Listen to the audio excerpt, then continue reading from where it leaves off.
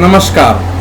अब यह मान लेने में कोई आपत्ति नहीं है कि केजरीवाल से बड़ा धूर्त नेता मेरे ख्याल से भारत में ढूंढना मुश्किल है। जरा सोचिए, उनकी सरकार के 100 दिन पूरे हो चुके हैं।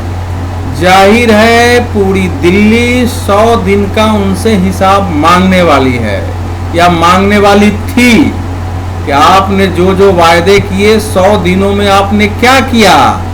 आपने 500 स्कूल खोलने का वायदा किया था 5 वर्ष में, यानी प्रति वर्ष 100 स्कूल। प्रति वर्ष 100 स्कूल का मतलब है कि 3 दिन में कम से कम 3.5 दिन में एक विद्यालय। क्या इन 100 दिन में एक स्कूल खुले हैं? आपने 20 डिग्री कॉलेज खोलने का वायदा किया। क्या एक डिग्री कॉलेज की नींव भी पड़ी है? उसकी कोई योजना हुई है? उसको लेकर के कोई बैठक हुई है?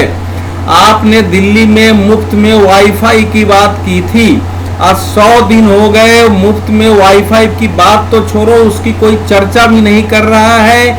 न उसको लेकर के किसी वाईफाई प्रदान करने वाली कंपनी से बात हो रही है, ना अरविंद केजरीवाल ने केंद्रीय दूरसंचार मंत्री से बात की इस विषय पर, न MTNL से कोई बात हुई है, न दूसरी ऐसी वाईफाई प्रदान करने वाली कंपनियों से बात हुई है।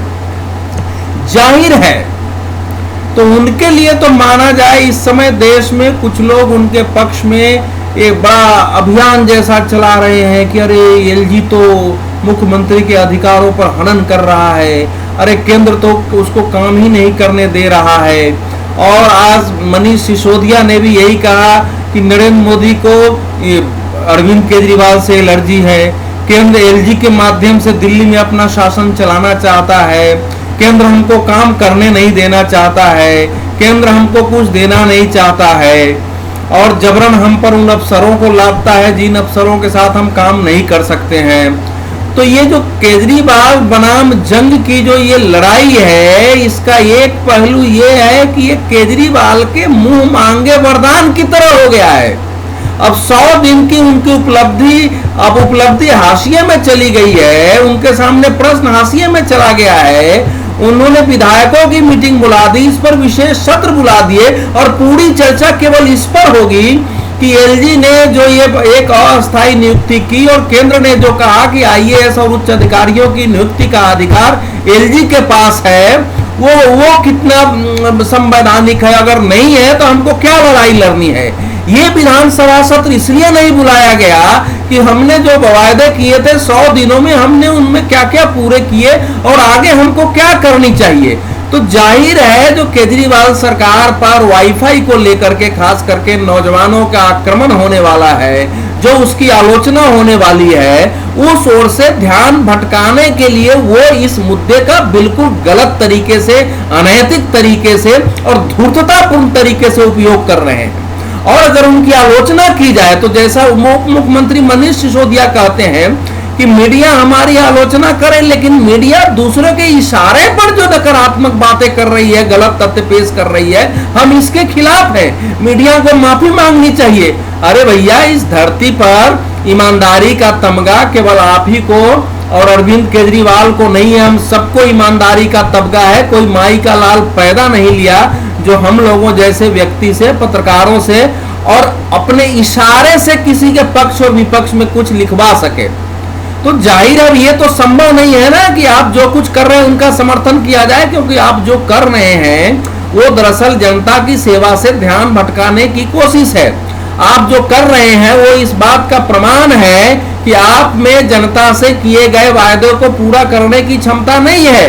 आप चिल्ला सकते हैं, आप झूठे आरोप लगा सकते हैं, आप 1-2 दिन का छोटा धरना प्रदर्शन कर सकते हैं, आप मीडिया को भ्रमित कर सकते हैं, बयान दे सकते हैं, लेकिन शासन को चलाना, अपने वायदों को पूरा करना, उसके लिए जो परिश्रम चाहिए, उसके लिए जो अध्यवसाय चाहिए, जो दिमाग चाहिए, जो लोगों को मिला करके काम करने आना चाहिए, उस मामले में आप लोग बिल्कुल जीरो साबित हो रहे हैं। यह सत्य है। आप में शासन की क्षमता नहीं है, आप चाहे जितना चिल्लाएं।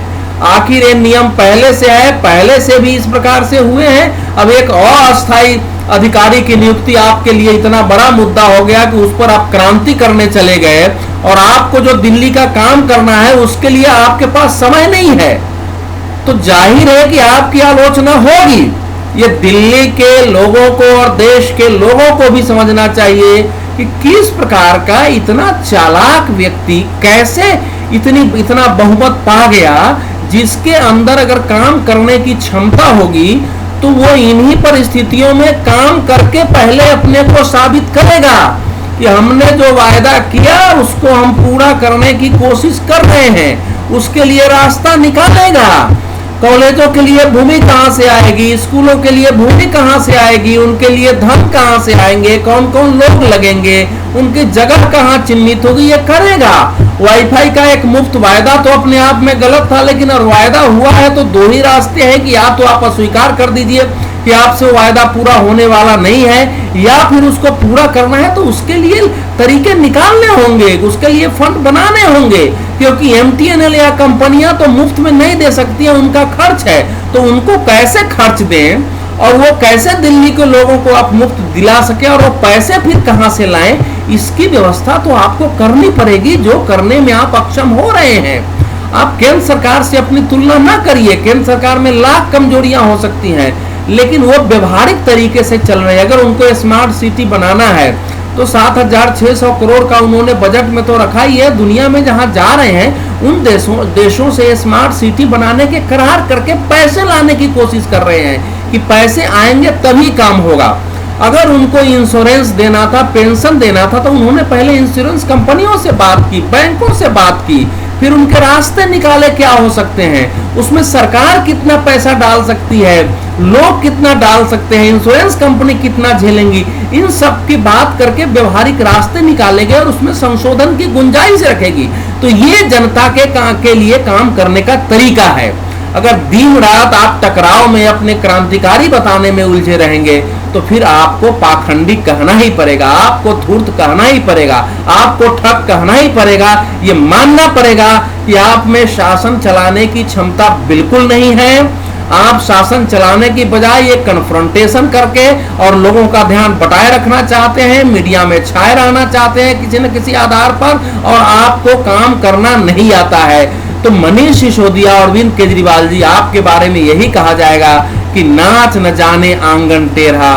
जिसको काम करना होगा वो उन्हीं अधिकारियों के साथ मिलकर काम कर सकता है।